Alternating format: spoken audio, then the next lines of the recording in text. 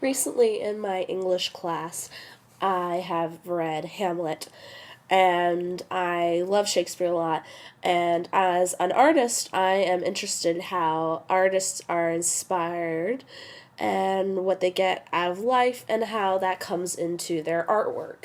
And I've picked some paintings and some prints that have the subject of Hamlet in them.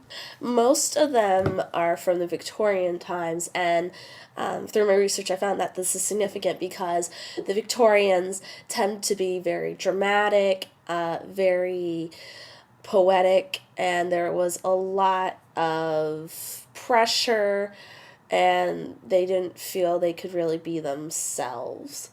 And they related to Hamlet in that way because Hamlet was very confused and he felt very sort of downtrodden, and they related very much to him in this way. And especially to Ophelia.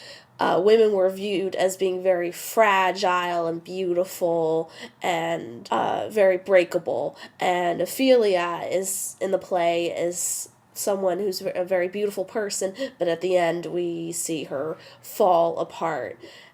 The first two prints are by Henry Fuseli and printed in 1789, depicting the scene from Act 1, Scene 4, in which Hamlet is brought to see the ghost, his father, and he learns about his task. Fuseli created this dramatic image of Hamlet following his father's ghost for Boydell's Shakespeare Gallery, which opened in London in 1789 and contained a collection of paintings from Shakespeare commissioned from the most important artists of the day. The play is seen in Hamlet by Daniel Maclise. Picture is very dramatic, especially in the way in which the artist depicted a shadow of a lamp over the scene. A shadow looks like a horrible devil in the background that is grinning and aping the murder.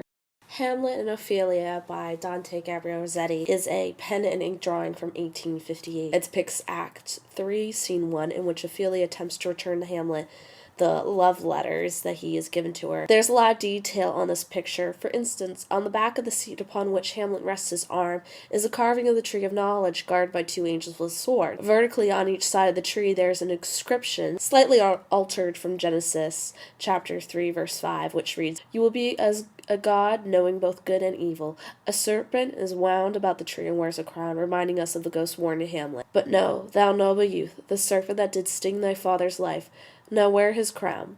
The tree is an appropriate symbol for Hamlet, who spends most of the tragedy obsessed with gaining knowledge of the true nature of the ghost and its accusation that Hamlet's father was murdered by Claudius. Ophelia by Henrietta Ray is an engraving from 1890 of Act 4, Scene 5, in which Claudius and Gertrude, who watch Ophelia as she recite poems and songs and the names of various herbs and flowers. Critics have noted the interesting composition in this painting, the dark on the left and the light on the right side. This perhaps symbolizes the chasm in Ophelia's mind caused by her grief, but I have an interpretation on it in that it symbolizes her purity and being a good person, and whereas Gertrude and Claudius are in the dark. Ophelia by Arthur was painted when he was 19 in 1852. His use of moonlight and setting of the scene suggests this disorder of Ophelia's psychological state. He also suggested her status as a kind of sacrificial victim by having the vegetation in her stick out in spikes like an improvised crown of thorns. We come to our final painting of Ophelia by John Everett Millais, one of my favorites, completed in 1852. It has an interesting backstory.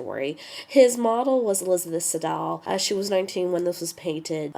He first painted the background and then he painted her, and to get the accurate look of her floating, he painted her while she was in a heated tub. He would get so engrossed in the painting that he would sometimes forget that the lamps would go out, and because of this she got very sick, and actually the hospital was a lot of money. Her father argued to the artist that he should pay for it, but everything worked out in the end and she was okay. Looking at it, you can see why the Victorians really loved Ophelia. It's a very beautiful painting. I saw it when I was a young child, and it's left quite an impression on me. Serenity and sadness, beauty and death, and Victorians had this sort of idealized idea of dramatic death, powerful painting for them, and still is today. It captures the sense of loss of hope.